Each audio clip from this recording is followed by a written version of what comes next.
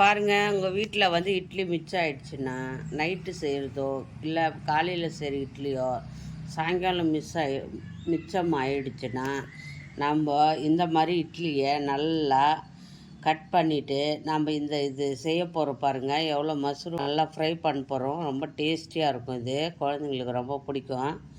இந்த மாதிரி கட் பண்ணி எடுத்துக்கோங்க. இட்லியை கட் பண்ணிட்டு நம்ம எண்ணெய் வச்சு பொரிக்க போகிறோம். இட்லியை பொரித்து எப்படி செய்யணுன்னு பாருங்கள். ஈஸியாக சிம்பிளாக டேஸ்டியாக பண்ணலாம். வாங்க, மிச்சமாகிற இட்லியை எப்படி பண்ணுறதுன்ட்டு பாருங்கள். ஒரு கடாய் எடுத்துக்கோங்க. ஒரு கடாயில் வந்து கொஞ்சம் எண்ணெய் ஊற்றிக்கோங்க. ஏன்னா இட்லி எல்லாம் நம்ம எண்ணெயில் பொரிக்க போகிறோம். உண்டில் கொஞ்சமாக எண்ணெய் ஊற்றிக்கோங்க. இதிலே போட்டு எண்ணெய்லாம் இழுக்காது. கொஞ்சம் கொஞ்சமாக நம்ம இட்லியை நாலு நாளாக கட் பண்ணி இருக்கிறத அப்படியே பொரிச்சுக்கணும். எண்ணெய் சூடாகட்டும். பாருங்கள், எண்ணெய் சூடாயிடுச்சு. இப்போ இட்லியை நம்ம ஒரு நாலு இட்லியை போட்டு எண்ணெயில் பொரிச்சுக்கோங்க. இந்த மாதிரி இட்லி கட் பண்ணிக்கணும். நல்லாயிருக்கும். நல்லா பொரிஞ்சு வரட்டும். கலர் சேஞ்ச் ஆகும். மிச்சம் ஒரு இட்லி என்ன பண்ண போகிறோம்? இட்லி உப்புமா பண்ணுவோம். அதுக்கு இட்லி உப்புமாவுக்கு பதில் நம்ம இந்த மாதிரியும் பண்ணிக்கலாம். டேஸ்டியாக இருக்கும். இந்த மாதிரி பண்ணி கொடுத்தீங்கன்னா ஒன்று கூட மிச்சம் ஆகாது. எல்லா பசங்க ரொம்ப விரும்பி சாப்பிட்ருவாங்க.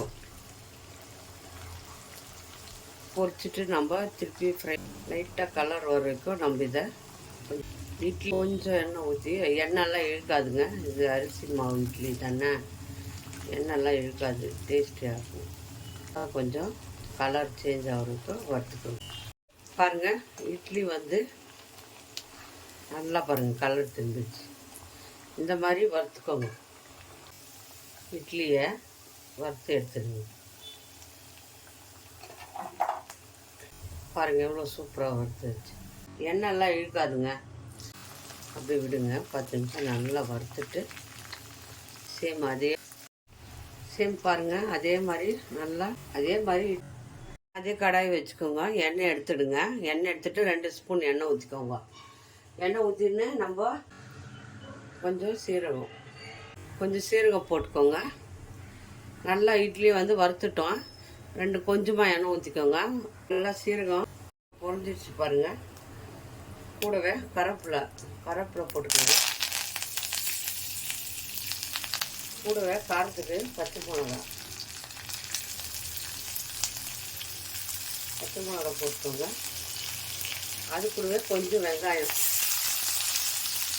கொஞ்சம் போட்டுக்கோங்க.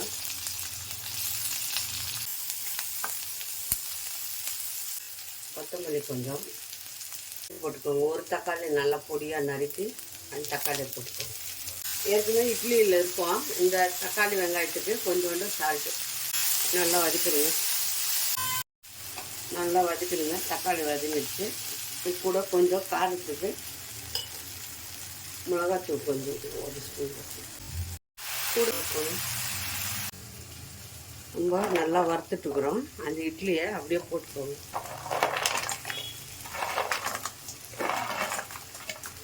இதில் போட்டு இதில் கொஞ்சம் பாருங்கள், சூப்பர் டேஸ்டியான மசாலா, உப்பு, காரம், தக்காளி எல்லாம் பாருங்கள். மசாலா நல்லா ஃப்ரை ஆயிடுச்சு. இட்லி கூட பாருங்கள் சாஃப்ட் ஆயிடுச்சு. பாருங்கள், சாஃப்ட் ஆயிடுச்சு இட்லி. அவ்வளோதாங்க. இந்த மாதிரி டேஸ்டியாக ஒரு வாட்டி பண்ணி கொடுங்க. வீட்டில் குழந்தைங்க ரொம்ப விரும்பி சாப்பிடுவாங்க.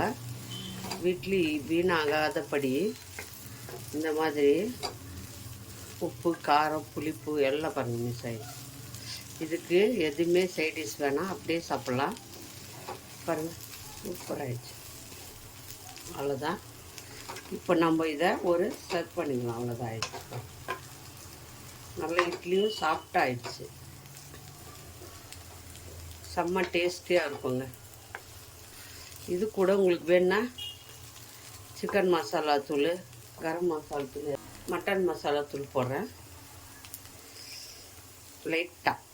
லைட்டாக கொஞ்சம் தூவி விட்டுக்கோங்க. இன்னும் டேஸ்டியாக இருக்கும். செம்ம டேஸ்ட்டாக இருக்கும். பாருங்கள், அதை ஃப்ரை பண்ணியாச்சு. கம்ம கம்மான்ட்டு செம்ம டேஸ்ட்டில் மட்டன் ஃப்ரை மாதிரி சிக்கன் ஃப்ரை மாதிரி இருக்குது பாருங்கள். சூப்பராக டேஸ்டியாக இருக்கும். இப்போ ஆஃப் பண்ணிக்கலாம். ரெடி ஆகிடுச்சு பாருங்கள். இட்லி வந்து அப்படியே சாஃப்ட் ஆகிடுச்சு பாருங்கள். இட்லி வந்து நல்லா சூப்பராக ரெடி ஆகிடுச்சு. உப்பு காரம் எல்லாமே இதில் மிஸ் ஆகிடுச்சு. இப்போ நம்ம இறக்கிட்டு சர்வ் பண்ணிடலாம். அவ்வளோதாங்க, ஆஃப் பண்ணிவிடுங்க. ரெடி பாருங்கள். டேஸ்டியான இட்லி ஃப்ரை பண்ணிவிட்டு பாருங்கள். ரொம்ப டேஸ்டியாக இருக்கும் இந்த இட்லி. இந்த மாதிரி ஃப்ரை பண்ணி குழந்தைங்களுக்கு கொடுங்க, ரொம்ப விரும்பி சாப்பிடுவாங்க. டேஸ்டியாக இருக்கும் இது. பாருங்கள், இட்லி மாதிரியே தெரியல பாருங்கள். பயங்கர டேஸ்டியாக இருக்கும் இந்த இட்லி. இந்த மாதிரி குழந்தைங்களுக்கு ஸ்நாக்ஸ் மாதிரி செஞ்சு கொடுங்க. டிஃபன், பிரேக்ஃபாஸ்ட்டு, நைட்டுக்கு, டின்னருக்கு எல்லாத்துக்கும் செம்ம டேஸ்டியாக இருக்கும். இதே போல் செஞ்சு கொடுங்க, விரும்பி சாப்பிடுவாங்க. நம்ம வேஸ்ட் பண்ணாமல் செஞ்சு டேஸ்ட்டாக சாப்பிட்லாம். இது யார் யாருக்கு பிடிக்குமோ லைக் பண்ணுங்கள், ஷேர் பண்ணுங்கள், கமெண்ட் பண்ணுங்கள். மறக்காத அஸ்வினி சீக்ரெட்டை சர்ப்ரைஸ் பண்ணுங்கள். இன்னொரு டிஷ்ஷில் பார்ப்போம். பாய்.